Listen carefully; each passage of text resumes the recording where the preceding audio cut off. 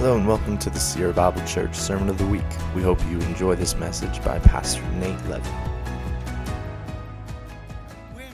On one of our family Russia trips, or not Russia, we were in, praying for Russia right now. When we were in Africa, I was teaching at a Bible college, and my daughter and I they were swimming or something because we'd rented a little bit of time at a pool in an afternoon. And she came to me, and I'm sort of studying, they're doing their own thing. And she said, "Dad, you got to see this." And she said, there is a gentleman over there that's trying to teach his daughter how to swim, and I'm pretty sure he doesn't know how to swim. Which, if you've been to Africa, this is how it happens a lot of times. And so we started to watch, right? And there was a girl, I didn't get to this illustration in second service, so I thought I'd start with it. It will have no context whatsoever, but I like it, so you're going to hear it. There was a girl with floaties on, right? And so she's over there in the swimming pool. It's about 3 feet deep, and she's about 5 feet tall. And so she's got 1 foot on the ground, and she's got her floaties on, and he's trying to teach her how to swim. And my daughter's just like, what's even happening? Like, and this guy's like giving her some pointers that would not help you learn how to swim. And so she's like, "Dad, we can help." I'm like, the big hairy white guy doesn't need to help. That'll be awkward. So why don't you walk over there and just say, "Hey, would you like some help? I know how to swim." And they were like, "Oh, that would be amazing. This would be great." And so my daughter, then this was the first of like maybe 4 times on this trip where we ended up in these interesting teach them how to swim opportunities, because lots of these African kids are like, they're in pools or they're at the lake, and it's like, nobody knows how to swim, but like we've seen other people do it, so we should try. And my daughter, first she's like looking at me like, "Can I actually do this?" And I said, "Yeah." They said yes. And so she looked at him and she said, "Well, first you need to take the floaty off." And to watch her pull this floaty off, you would think it was like, okay, now I'm going to drown fast. Meanwhile, she's in 3 feet of water. But as she took it off and we worked with her back and forth across, and she began to just sort of learn what it was like to swim. She was 12 or 13 years old. And by the time we left, she was able to kind of jump in the deep end and swim to the shallow end, no floaties. And I remember thinking on that day, that's a picture of what God desires for every person to grow into in their relationship with Him. There are times, right, where we just need a little help to keep from killing ourselves. But God came in the person of Jesus, and He did something on that cross for us. And He changed our relationship to the law. He paid for it all. He took it all. The punishment's done. No longer do we throw a floaty on. What Jesus said is, "I'm going to fill your lungs with my Spirit, and we're going to swim together. We're going to walk this out. You're going to experience things you never would. But it's going to take trusting me. It's going to take some places where you think, it'd be easier if I just become obedient to what I know." And Jesus is going to say, let go of the control. Leave the law and the floaties aside, and let me wreck your heart for the things that matter. And you'll learn to, okay, so that's it's a pretty good illustration, huh? First service didn't get any of that. That'll come into play at the very end of this message. Until then, we've got some setup to get ourselves into this picture of what God is doing in the midst of this historical context, right, that we find ourselves in. Now, if you've been tracking with us throughout the summer, we decided we'd walk through together what many claim is Jesus' most kind of profound sermon for sure, and in many ways his words. It's the Sermon on the Mount. If you have a Bible, I'd love for you to open it up to Matthew chapter 5. We're just going to look at 4 verses together. They'll be on the screens, but love for you to read them in your own Bible. If you have, maybe even take some notes. Some would say that verse 17 and verse 20, 2 of the verses we'll look at today, are the interpretive key for this entire sermon, but also some of the most profound words Jesus ever uttered. And if you're like me and you're like, "Oh no, I already know how to swim," sometimes we're like, well, how would one say this is that important? Why would these words have shocked his original hearers? Why would these be the kind of words that would put a person like him on a cross like that? Why did they collide with the culture in the way that they did. Well, in order to do that, we're going to do a little bit of summer kind of theology, which is for all of us challenging maybe, but I think it'll be fun. It'll give us a little bit of a context for this. How many of you ever heard of the Dead Sea Scrolls? We do a little Bible translation work, not a lot. But the Dead Sea Scrolls are a set of scrolls that were found literally some 75 or 80 miles south of where Jesus is actually giving this sermon up on the shores of the Sea of Galilee. And they were found about 75 years ago or so, and they date back to about 300 years BC. So before Jesus, these scrolls were written about this sort of the Jewish story, but primarily they're the Jewish Old Testament, the Old Covenant, the narration and the story of God's people of purpose. Now, the Bibles that we have and the Bibles that were being translated up until really about 75 years ago or so, we were using documents or scrolls that date back to right around 1,000 years AD. So we're reading about a story that's some, 3,500 to, 1,500 years prior to the documents that we're using to actually translate into what we currently have as the Old Testament. So does that make sense? There's about a 1,300-year gap.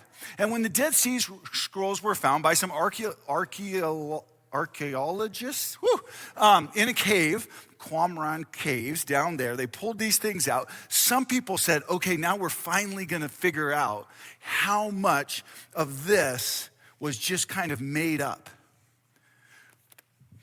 But every Jew that knew they'd found these scrolls knew something different. And they leaned in and said, you guys aren't going to believe the perfect, every little letter, every tittle they call it, the little, kind of lines on the Hebrew language will be identical. And the Jewish nation said, bring it out. Let's compare, let's see. And what did they find? They found that almost to a word, 1,300 years of translation, rendered an almost identical document. Why? It was because of the way they valued the Word of God. It was the way that they valued the law and the prophets, that which God had given them. Oftentimes, you might get a message that comes from your kid, that comes from another kid that came from a teacher. And at that point, you have no idea what the teacher actually said or if the teacher actually said anything. But the Jewish nation understood the law as what God had given them and understood it actually as the very thing that put them into a right standing with God. So if we obey these things, God's going to bless us. If we disobey these things, God's going to punish us. And this was sort of the world that they lived in. Now, for us, you might think, oh, come on, there's much more to the biblical story. Haven't you read these sections? But imagine being an Israelite, one of God's people of purpose. Father Abraham's your guy. He launches the nation. God gives them three things that they tether their identity to. These three things, we have them written down. And it's important when we think about the nation and even their understanding and their, we'll just call it obsession at one level with the law. God said this. He said, part of my people of promise, the people of Israel, they're going to be sort of tied to three things. One is going to be land. God's blessing will always be tied to land. If you know your Old Testament, these come back over and over. The other one is God said, I'm going to give you a temple. And as we studied Exodus, like a whole part of Exodus is how to build that thing and what does this look like, the moving temple, and then eventually they would build the real temple. And then God gave them the law. Exodus 20, and then on and on and on, word after word, ideas, ceremonial laws, all kinds of different laws that set them up to maintain their identity amongst pagan nations, but also, again, primarily put them in right standing with God. But they realized what you and I realize is they weren't very good at it. And so what they did is they took the people that seemed to be really good at it, the goody two-shoes, you love those people, and those people actually set their entire lives to memorizing the Old Testament and accomplishing its laws. These people were known as Pharisees in Jesus' day. And literally they had no job but to do the law. So there's about 613 or so that they have kind of walked through. And so the scribes would come up, hey, here's the law. The Pharisees would just do it all day long. It was like a checklist. I do this, I do this, I do this. Okay, now we're good. And again, throughout the nation's time to get from where God gave these things to the place when Jesus shows up and we read the words we're about to read this morning, there are many times where their leaders got them off track, where they disobeyed God, and God would strip them from the land. God would allow nations to come in, and their temple would become rubble. Eventually, where we pick up the story in Jesus' day, I mean, they have sort of a representation of the temple, not the one it once was. They're living in the land, but it's being ruled by the Romans. But what do they have? They've got the law. I mean, they've got the law. Everybody knew. And the Romans even say, we'll let them, their law, that's painless. Like, let them keep doing that stuff. And because these other things were stripped, as you can imagine, the one thing they hooked onto was, we're going to do this really, really well. And so they did. And it was incredibly important to them. And anybody that was of any kind of religious stature or authority could do this really, really well. Well, then Jesus comes into the scene. And Jesus begins to kind of mess with their understanding of what it looked like to certainly be a religious leader, but also to be obedient to God's law, which again puts you in right standing with God. So this is where we pick up the story in verse 17. We're going to skip through this. We'll go to verse 17 of Matthew chapter 5. This is the Sermon on the Mount then. Jesus says this. If Jesus ever starts with this when he's talking to you, it's because he knows what you're thinking. Here's what Jesus says to those that are in attendance, his disciples. Do not think, because I know what you're thinking, that I have come to abolish the law or the prophets. So they're watching Jesus, and it's like, here comes this guy, and it's the way he's living, the way he's Sabbathing, the way this guy's come to abolish the law. He doesn't care about the law. He doesn't hold it up. Jesus says, don't think that. He says, I've not come to abolish the law. But, and this is Jesus' kind of mic drop moment, but to fulfill them. And then he sort of sets those at ease a bit in verse 18. First, truly I tell you, until heaven and earth disappear, not the smallest letter, that's a jot, not the least stroke of a pen, that's that little tittle, will be made or will by any means disappear from the law until everything is accomplished, until its purpose comes to fulfillment. Verse 19 then says this, Jesus goes on, therefore, anyone who sets aside, this is where he kind of leans into us. Anyone who sets aside one of the least of these commandments and teaches others accordingly will be called least in the kingdom of heaven. But whoever practices and teaches these commandments will be called great in the kingdom of heaven. To which everybody listening is like, we don't have a chance. We're part of the group that's not good at doing all this. So Jesus then says this, he raises the bar even more, if you will.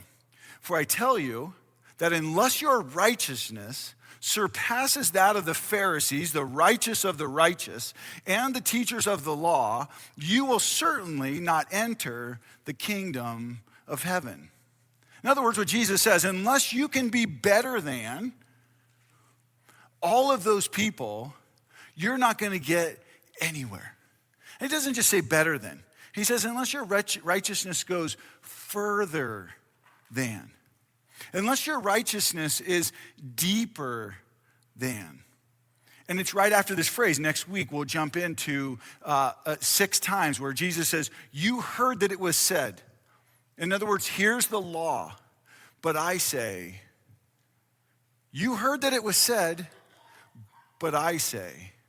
And Jesus, what he's going to do in that is he's going to say, at some level, it's fairly easy to understand the law. It's another thing to change your heart.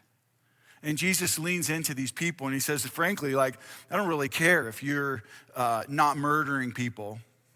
I don't really care if you're committing adultery because you're walking around with anger in your heart and lust in your eyes. And I've come to take your righteousness deeper than the law. I've come to teach you how to swim to pull the floaty off and to live, loving the people around you, not guarded by this law, trying to stay from being destroyed. So Jesus comes and he says, I didn't come to abolish this law. I came to fulfill it. I came to be its conclusion. I came to answer its prophets. Jesus said, in effect, all of the Old Testament narrative, this story of God coming to a people to restore them, to bring a sort of final forgiveness, to bring blessing, to bring them back into relationship with their God. I came to fulfill those promises. The whole Old Testament, all those ceremonial laws, the dietary laws, the moral laws, even the entire sacrificial system, the priesthood. I mean, just imagine what their hearers heard when Jesus said, I came to fulfill that. I came to be the ultimate and final sacrifice. That system is done. We're going to walk together. And Matthew works really hard, if you read his gospel in length, to tie together all of these Old Testament prophecies and the work and the person of Jesus. Some 68 references throughout Matthew. He references the Old Testament. In other words, Matthew's saying to his readers, see, it's Jesus. See, it's Jesus. Remember, see, it's Jesus.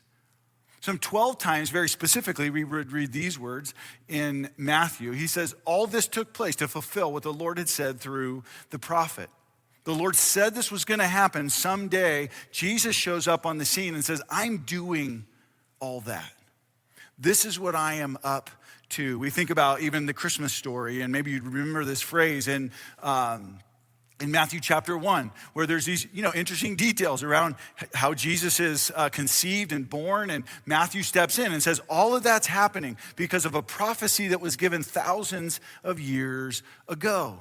We're told that Jesus, or the one that would come, that God would send, would take the iniquities of his people. He would heal the world, essentially. And in Matthew chapter 8, what Matthew says is, look what Jesus is doing.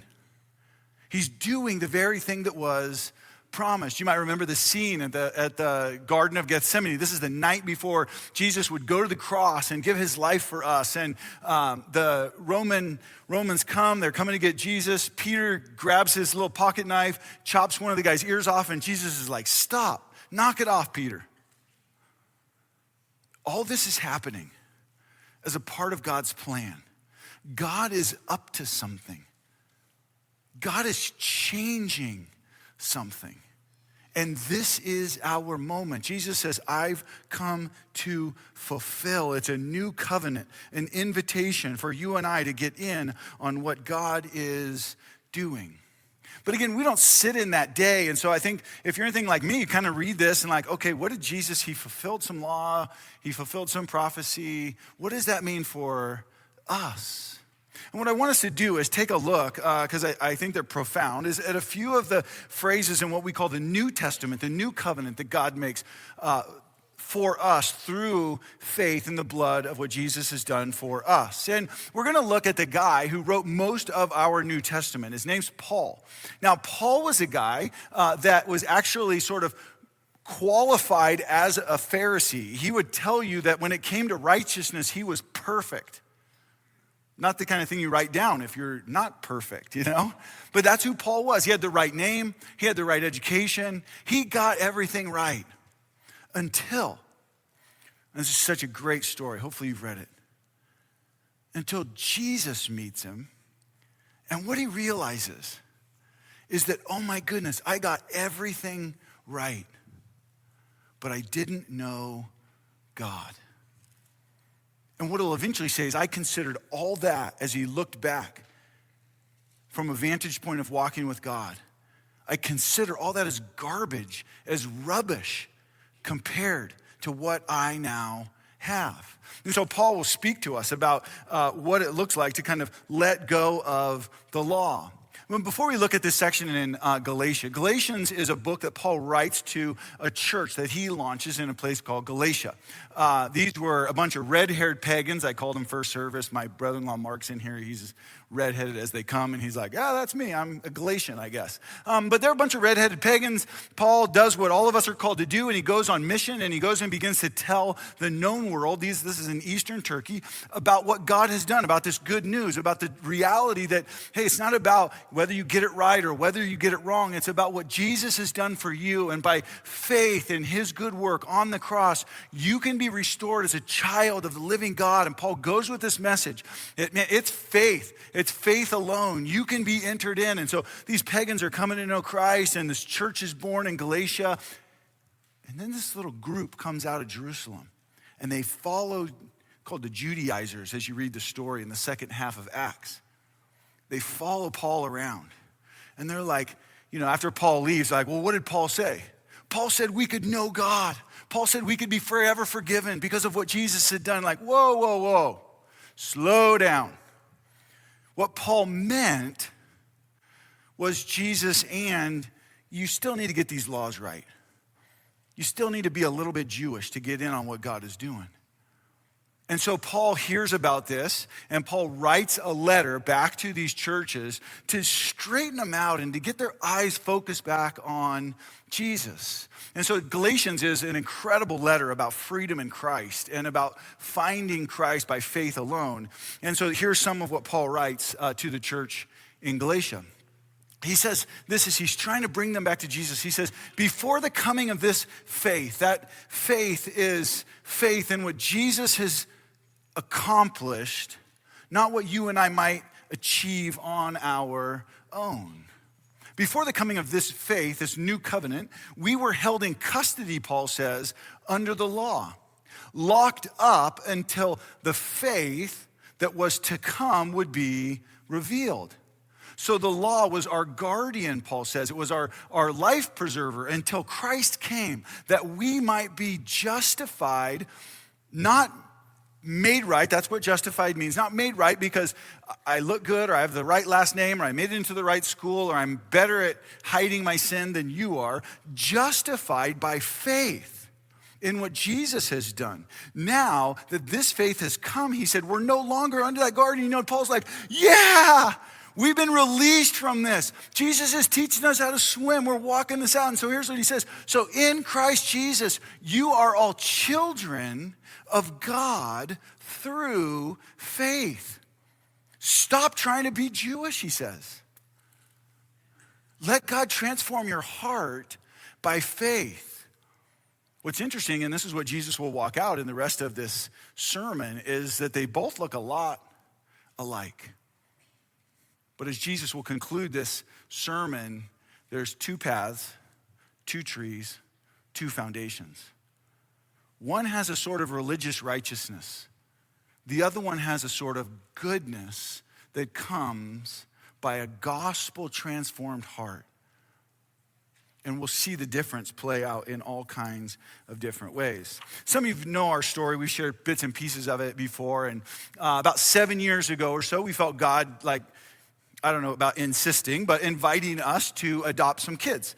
And so we went through the process, and if you know the state of California, if you're going to adopt kids into your family, what you first become is a foster parent. And so you go through all the foster training and this and that. They come up and they look at your home and they make sure there's no electrical wires hanging out, that your plugs are all plugged in, that your fire extinguisher's in the right place. And they make sure your home is safe for the kids that are under the state of California's care, that they're going to entrust you to watch for some time. And so then, eventually these two boys show up in our home after ripping them out of their current environment, and it's just chaos. And chaos. You just picture chaos, and it's that times two. So there's all kinds of craziness going on. Once a month, the social worker shows up at your house with a whole list, like a checklist, to make sure that you're loving these kids. So they look around, they're pulling on the drawers to make sure the drawer stops are on there. They're looking at the outlets to make sure there's no dangerous spots. And then, this was a little harrowing, especially the first time this happened, they grab our 2-year-old son, who you just never know what's coming out that kid's mouth. They take him into a closed bedroom, and it's like how are they doing? You know, are they beating you? Do you like it here? I mean, we just pray to God that he would just not say anything. Just act like you're mute, you know? I mean, because who knows what's going to come out of his mouth? But the point was, if we're going to put these kids in your home, we're going to, by law, require you to take care of them, require you to love them as we see fit. Well, this goes on for months, and eventually we get our court hearing, and we get to go down before Kate Segerstrom. She was awesome, and we go down, and we're sworn in as their parents. And so we walked in, foster parents. We walked out with 2 boys whose last names matched mine. And it's a radical moment. And then a couple of months after that, we got birth certificates that literally have their names on them that match again ours. And I'm telling you, when you're in that courtroom and you leave, it's like the greatest day of your life. Because now you don't have to be nice to your children anymore. You know? You can beat them and they can't say anything. So we went home, we pulled all the wires out. It's like, hey kids, just play. You should learn now. You know, this is obviously not. Obviously not. But to me, it's a picture of what it looks like for some of us that we really believe in our heart of hearts that God's keeping score. I hear it in the way you respond to questions. I see it in the way that you live and you stress and you worry. And God is saying that system is done. And Jesus comes to us and he says, I fulfilled it. I want you to know that above all else, you're my child. And I don't love you because you're good. I don't love you because you have a, ability to sin less than other people. I love you because I'm choosing to love you. It's a kind of reckless love that maybe 2,000 years after I show up, people will sing songs about. I will chase you down as my child. And it makes all the difference in the world. And so when Jesus came to this group that lived on rights and wrongs, that lived on like, am I getting it right? Have I balanced it enough? Where do I sit before God? To have Jesus say out loud, it's fulfilled. It's done. Stop playing that game. Learn to walk as my child, he says. And they learn to walk. And there's a few things I think that we see come out of this. And I just give you 3 markers of the kind of relationship that God wants to have with us. The first is it's going to be soaked in love.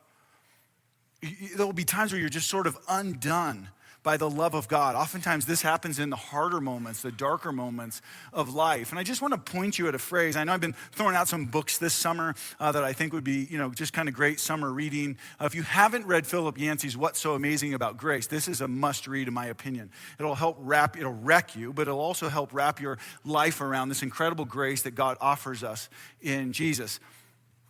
If we could imprint this truth on our hearts, Here's what Philip Yancey says as he's talking about this. He says, there's nothing, and it's so simple, there's nothing we can do to make God love us more. There's nothing we can do to make God love us less. Nothing.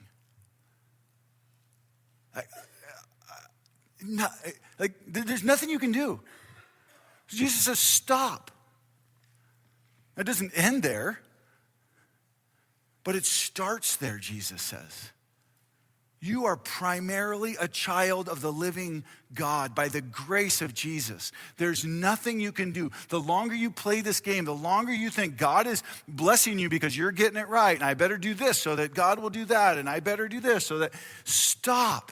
It'll kill your heart. It's never the way you were meant to live. Love transforms law every time. The second marker, I think, of the kind of life that God is inviting us into is a want to. Maybe you have 2 kids. One of them wakes up in the morning and checks the chore chart, and it's like, okay, here are the things I need to do to keep the boss happy. Your other child gets out of bed, they stretch, good night to sleep, they come out and they're like, Dad, what could I do today to help out? How could I pitch in as one that's loved, one that's blessed, one that gets to enjoy life in this family? Now, that's never actually happened in our family, but I'm just saying it could potentially happen. But you see the difference. That it's the one that's loved that wakes up to the opportunity that God has with everything that they have. And this requires the third component that's a part of any child of the living God that walks with him, and that's trust. It's trust. God will always take us to a place where we'll start to think, well, I don't know if I trust, I don't know if he's really, I don't know if, we talked with Emma and Eric, and this is a whole part of that journey. It sure looks like this is what God's doing. But there's gonna be a place where we have to trust, where we have to step in, because it's much easier to control it. It's much easier to hold on and to say, oh, I got it all figured out. I'm gonna go with my own righteousness. Can you imagine what that thought sounds like standing in front of the cross? Jesus, thank you, but I'll take it from here. Thank you. I mean, you did a great job, and boy, your forgiveness seems like enough for a lot of people, but still think I got to earn it. Still think I got to lean into my kids and make sure they know they've got to earn it. And Paul says, and Jesus says, it's grace. It starts there. It's grace. Learn to trust. In this new relationship, the only way we sort of begin to move it down the tracks in a way that God invites us to is that he actually gives us a new heart. He actually works at a different, and so it isn't the law working us into this relationship. It's the law that's an outgrowth and outpouring of a heart that Jesus alone has transformed. The author of Hebrews in the New Testament, he puts some cool language around this, I think, that helps us get this picture. In contrast to the law, he says this new plan, that's Jesus, that I'm making with Israel, my people of promise, isn't going to be written on paper like the old law. It isn't going to be chiseled into stone like what Moses brought down from the mountain. This time, this new time, this time we're in, this I'm fulfilling time, I'm writing out the plan in them, carving it on the lining of their hearts. They'll get to know me, not by getting it all right, not by making little sacrifices for me, but by being kindly forgiven. I think that's why we get undone by the love of God, oftentimes in our brokenness. They'll get to know me by being kindly forgiven with the slate of their sins. This is what Jesus has done, forever wiped clean. That's my children. Getting to know me as a result of the forgiveness that I alone offer, with this slate that like nothing sticks to it anymore. Why? Because the punishment for it has been poured out on the cross. And we get through the truth that Jesus fulfilled the law and the prophets, a new heart and a finished righteousness. A new heart and a finished righteousness. I want to take us through sort of just three. These are in the outline in the last couple minutes. But what does this kind of look like for us? If we become people that have a sort of gospel or good news goodness, that it comes out of a heart that's been transformed with a slate that's been wiped clean. The first thing we see is that gospel goodness drives us to a goodness because we're good. I think that may be a little bit of a weird thing to say, but Jesus himself said that. He said the fruit is going to show you what kind of tree it is. Jesus is actually after transforming your heart, my heart, changing my desires, changing my passions, changing the things that get me off. He said, I'm going to change you. I'm going to make you good. I'm going to put my spirit in you, and you'll wake up to new desires, to new passions. Gospel goodness is good because I'm good. But the second thing that God's love does is it transforms our heart and gives us a new heart, as his law is sketched on our heart, is it satisfies us. It brings us to a place where we're not living with that mild sense of dissatisfaction, chasing what we think we need to fill that up. And I really believe that in our day and age, and it's the only day and age I've ever lived in, so it may be every day and age, but the devil is after our satisfaction. If he can cause you to be just a little bit cynical about your neighbor, a little dissatisfied for what you've been given, I'm telling you, you will not have goodness, and you will rebound to some kind of religious righteousness faster than you want. The second thing is that it's loved because I'm loved. It's loved because I'm loved. One of the great privileges that Kathy and I have had for lots and lots of couples is walking through some premarital counseling. And so we just kind of walk through some different sessions. And one of these, we talk about what love looks like. What is it, right? What's Christian love?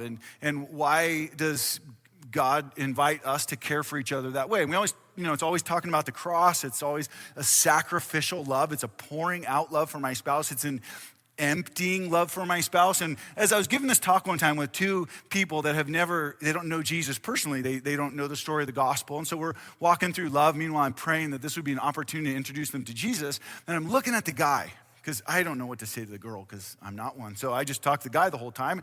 I said, hey, here's the deal. This is what a good marriage is going to require of you. This is what she needs. She needs you to empty yourself for her. And then when she takes everything you think you have, you empty yourself again. And you just keep pouring in, pour in. Empower her, serve her, love her. That's the picture of what marriage should look like. And he's like, I'm like, don't you think that would work better than your model? He's like, oh, hands down.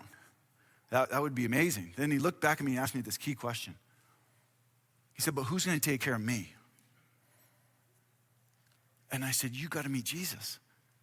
He came to take care of you. He came to satisfy you, to love you in such a way that you're not dependent any longer on her to love you. You are so well loved that you love. That's what grace looks like. That's what his love looks like. And if both of you can get that right, man, the rest of it's fun. Well, not all of it, but the rest of it's fun. And that's what loving because we're loved looks like. And ultimately, and this is what we'll walk out in the days ahead, it's that God's kingdom and our life in it is from the inside out. It's really God taking us down this path to find out actually what's going on in our hearts. And so as some of you know that have studied the Sermon on the Mount before, it's like, whoa, Jesus, that's where I want to keep you. And yet we're going to invite ourselves as a community in these weeks ahead to just open it up and say, God, whatever you have, we want to learn to trust. We want to learn to be undone by your love. We want to learn to allow our insides to be transformed, that our outsides might live a kind of goodness that actually help people and actually give us life. Let's pray. God, thank you.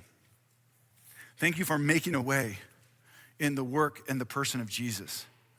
Thank you for those words that Jesus uttered that day that we can, so many of us, look back on and see proof of in our real lives, that you fulfilled the law, that you did that on our behalf. And there's a new heart for those that confess their sin, that trust your work on the cross. And it's that new heart, that new gospel goodness that you invite us into, to be individuals, to be a community that loves well because we're loved. God, help us to experience that. Help us to, God, in these moments, be a church that reflects your goodness and your love in the way that we praise. We love you, God. We want to learn to trust you in all ways. Amen and amen. Thanks so much for listening to this message. If you enjoyed this message and you'd like to consider partnering with us financially, please visit sierrabiblechurch.com.